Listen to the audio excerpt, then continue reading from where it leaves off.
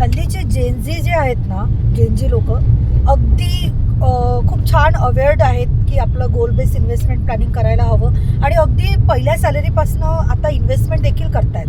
हे बघून मला नक्कीच आनंद होतो. पण मी त्यांना एक अलर्ट म्हणून सांगते आहे की जर तुम्ही 5 वर्षात 10,000ची SIP जर तुम्ही कंटिन्यू ठेवली आणि 1,000 रुपयाने स्टेपअप केली तर 5 वर्षात तुम्ही 10 लाखाचा कॉर्पस तर क्रिएट करून घ्याल.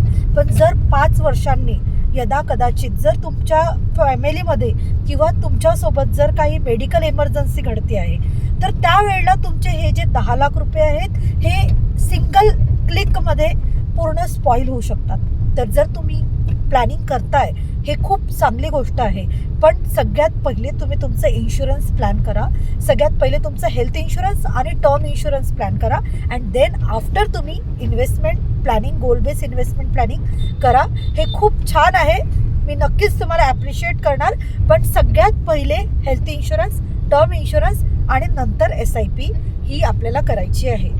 जर तुम्हाला माझा व्हिडिओ आवडला तर नक्की तुमच्या 5 मित्रांना शेअर करा आणि कमेंटमध्ये प्लॅन लिहा जर तुम्हाला हेल्थ इन्शुरन्स प्लॅन हवा असेल तर. Thank you so much.